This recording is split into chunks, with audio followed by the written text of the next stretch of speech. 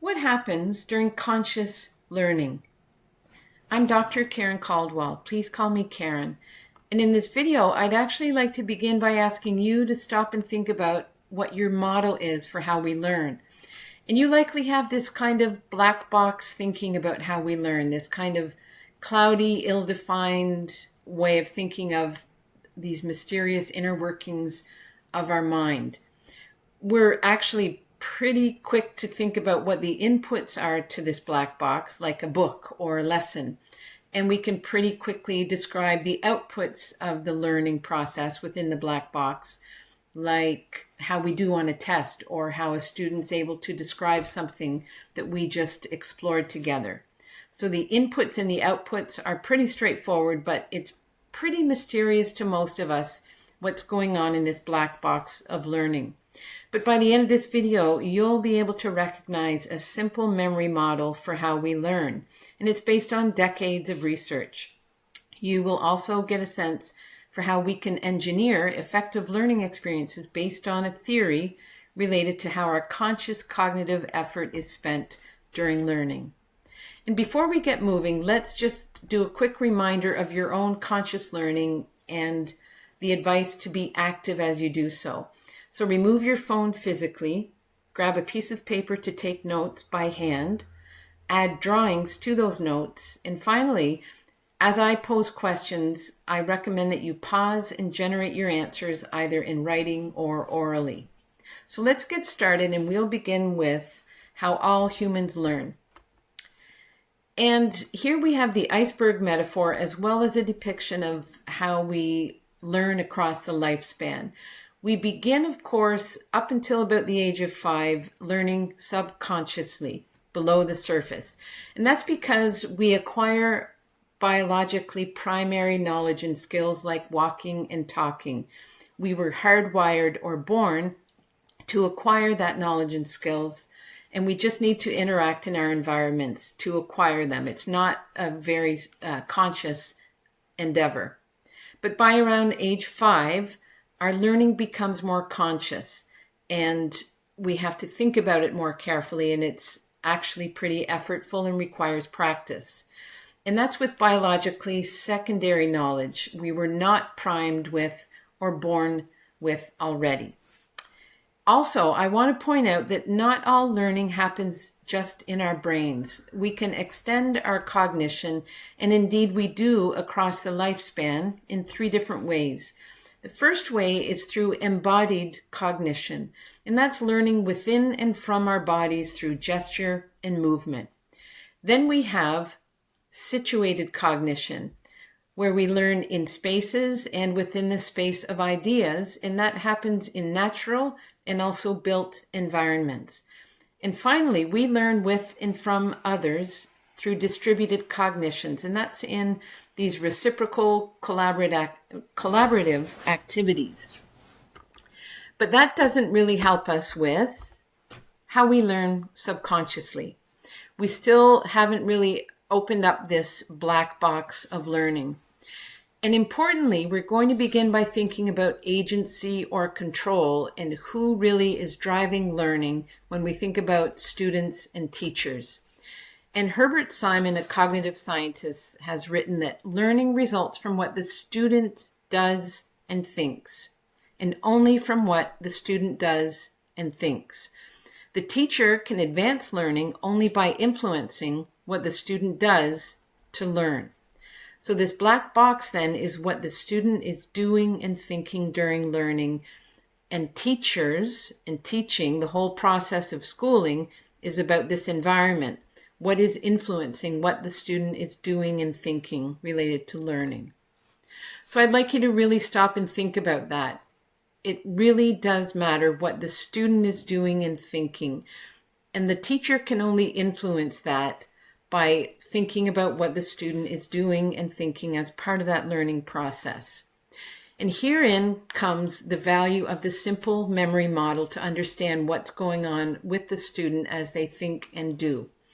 And this model that you see on the screen comes from Dan Willingham, and it's drawn by Oliver Caviglioli, and it's also incomplete. So that's your first task, is to pause and predict how you would label this image here, this diagram. And the 5 elements that are missing from the diagram are environment, attention, working memory, long-term memory, and forgetting. So pause and predict where those labels will go. And when you're ready, press play. All right, so first we have all of this stimuli from our environment, and it is infinite. It is limitless. We have this onslaught of stimuli into our bodies and our conscious attention on a daily basis, and that comes from our environment. We have to attend to or focus on specific information and bring it into our working memory to start this conscious learning process. And then we interact in this learning process with our long-term memory by processing and learning the information itself, often through problem solving, and also remembering information that already exists in our long-term memory. And you've done that in earlier videos by recalling or retrieving information, but we also naturally forget. That's a very common and important point to make, is that forgetting is an element of learning. And one way that we remember information is through schema that exist in long-term memory, and we'll come to that a little bit later. So getting back to conscious learning and how it happens, this GIF from Oliver Caviglioli does a great job of illustrating the process in an animated video.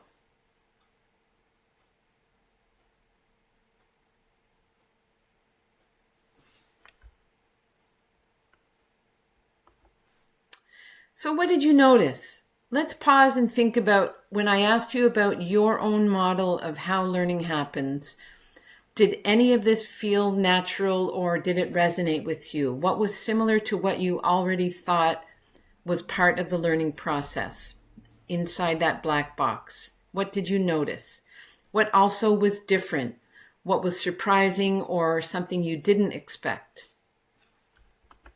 And equally important, where would you say consciousness is most relevant in this process?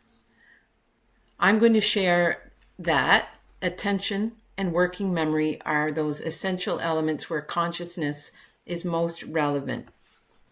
And that's really through initially the attentional spotlight, where our focus and our attention selects information or elements from our environment to process in working memory.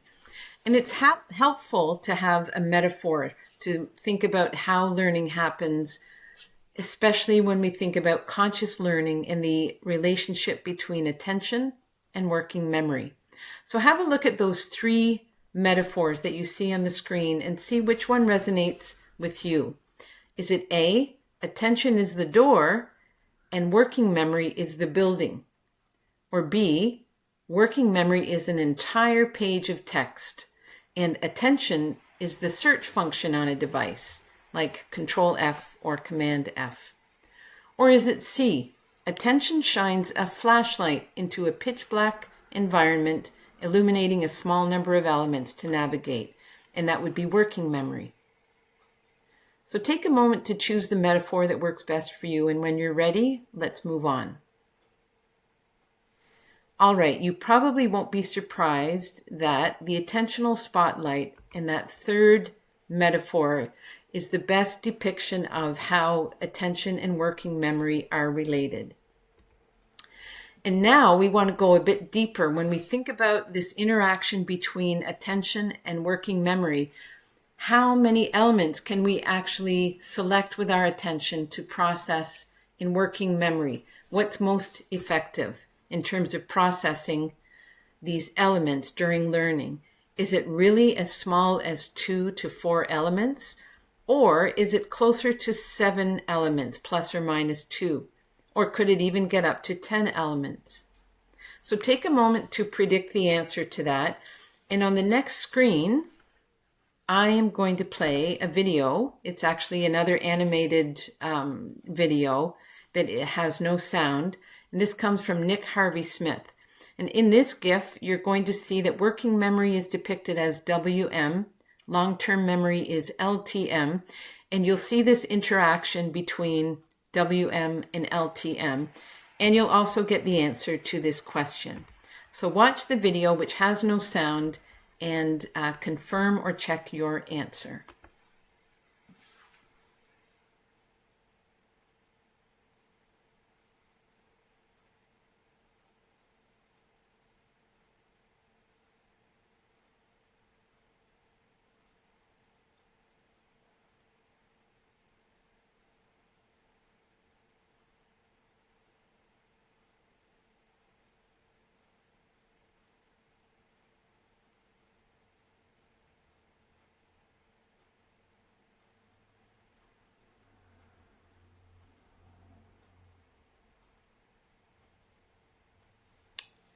So I bet that surprised you, and I hope also that you noticed the word schema in the GIF. And of course, the answer to this question is the smallest amount here, 2 to 4 elements. So let's return to the role of schema, because that's quite a surprising number, and schema seems to play a really important role. So schema are the knowledge structures in our long-term memory, and you can actually think of them as buckets or even chunks of information. That's what those knowledge structures are. It's all related information collected or naturally forming in patterns within our brains in long-term memory or in chunks. And this schema actually organizes information for us. Imagine if we just took in information without having anything in our long-term memory to organize it. We wouldn't be able to function. An example of schema is also a mental model. It just helps us to process new information and make sense with it. So an example is this iceberg and the notion of conscious and subconscious learning. So those are two ways to organize how we learn, right? Conscious or subconscious. We also have the extended cognitions of the extended mind, embodied, distributed, and situated. And those are knowledge structures. They're ways of organizing how we think about learning processes. Is it gesture and bodily movements? That's how we're organizing it. We're putting that input into a category in our long-term memory. So it really does form a kind of mental model. And finally, speaking of mental models, this model of how learning happens is incredibly valuable and powerful for educators and for learners as a schema to not only take in new information about how we learn, but also to apply the model to how we learn and how we design learning or engineer learning for others. So let's now pause and retrieve. And here we have good old Willie, the part Labrador Retriever. So let's have a look at these 3 bullet points related to conscious learning. Conscious learning begins with blank and what kind of memory? Pause the video and press play when you're ready to check your answer. All right, conscious learning begins with attention and working memory. Next one, conscious learning is limited to processing or encoding how many elements at a time? And that was fairly recent, so I bet you're able to answer that quite quickly. That, of course, is 2 to 4 elements at a time. And the third one is related to an earlier video, so it may take you a bit longer. Conscious learning is slow and when you're ready, press play. Effortful. And this is our segue into the theory that I mentioned about engineering how we learn so as to maximize our mental model about how we learn. And that is called cognitive load theory from John Sweller. And here you see 3 types of cups with liquid pouring into them. Think about that image that you see, and what is this precious commodity that's being lost or wasted? And what is the connection to learning? And really, how is it related to cognitive load theory? And what is cognitive load theory itself? So cognitive load is the mental workload that we experience due to the demands of a task or even a set of tasks to process or encode information and solve a problem. And this is really what's going on in our working memory during learning. And that second sentence is also helpful. Cognitive load occurs mostly in our conscious minds or our working memory, where information is processed and used. So if we go back to this image here, what is being lost or wasted, this is our attention, right? We're bringing in information from our environment, and what's being wasted and lost are additional elements beyond the number 4. It just simply is forgotten, or we may not process it.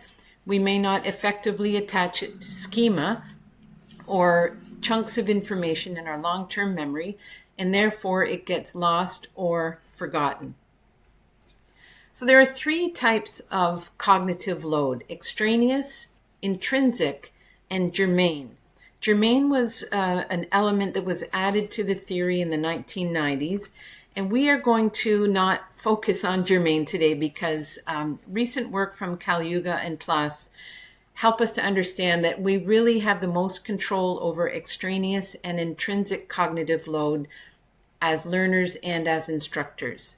So extraneous, as you can imagine, is the kind of cognitive load that is truly extraneous. It's irrelevant, it's extra, and it is not crucial to whatever it is we're focusing on for learning. Intrinsic, on the other hand, is the collection of all the cognitive activities that are involved in forming new knowledge in long-term memory. And that's really what that memory model is all about, and that's how cognitive load theory helps us to think about learning. And it's by differentiating between these 2 types of cognitive load, extraneous and intrinsic. So if we look at this model again, connecting cognitive load theory to Willingham's simple memory model, where do we have agency? Where can we begin to engineer the learning process so that we maximize intrinsic processing and minimize extraneous or irrelevant components that affect learning? So think about managing the load in terms of these elements of learning that we've just explored today in the video. We have our environment.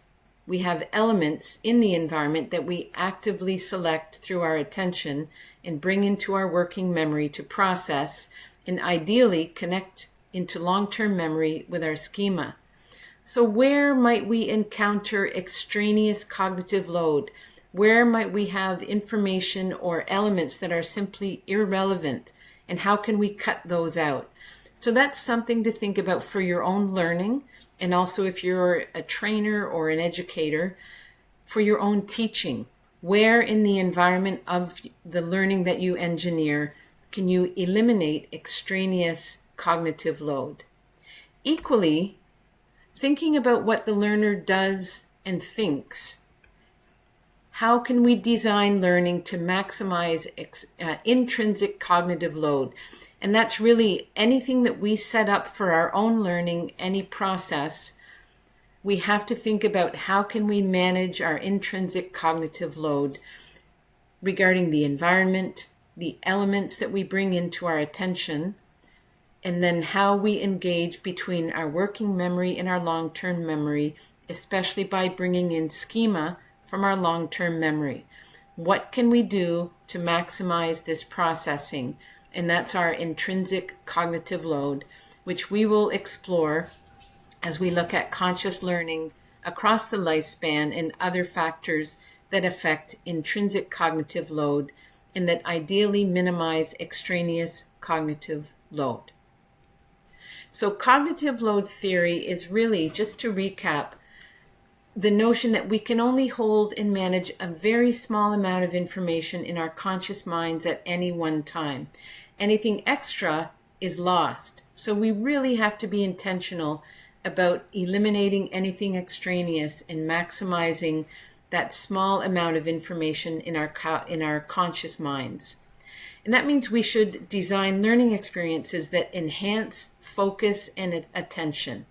We want to make sure that what it is that we're attending to or focusing on is not too large in number and also irrelevant to the focus of learning. And that means reducing irrelevance and distraction and avoiding overloading our conscious minds, our working memories with too much information. And finally, actively encoding new information in our long-term memory. And remember, we're interacting between what's consciously in our working memory and through schema and other prior knowledge, what's going on in our long-term memory. We want to make those connections to make learning stick. All right, so what? Why does any of this matter? Remember, conscious learning and the conscious learning process is what we do as adult learners, but also what learners around age 5 and onward are engaging in. And we have to think, what is the learner doing and thinking as part of the learning process? And we want to avoid cognitive overload, which happens when we cannot attend to the key elements or those bits of information. And also when we have cognitive overload, we're trying to process or use too many elements at a time, and we're failing to connect that new information to what we already know in our long-term memory through schema. If we don't make those connections, learning is lost, learning is forgotten. And by learning, I simply mean those new elements that we have brought in. Now what? Think about how you learn and also maybe how you engineer learning for others. What's your mental model for how conscious learning happens? How can you manage your attentional spotlight? Or how can you manage your learner's attentional spotlight so that you eliminate any extraneous cognitive load? And what schema can you conjure? What are some mental models or some chunks of information that's related that you can conjure up from your long-term memory, or you can even create so that your learners have something to hang new information on? And finally, how does cognitive load theory inform your own learning or your own teaching of others? And that's whether you're a coach, a trainer, or you're informing others in anything that you do. I think we're all teachers. So think about these 4 questions, and especially think about a mental model that can help you to engineer learning related to cognitive load theory and research-informed teaching and learning. And here are the works that were cited in this video.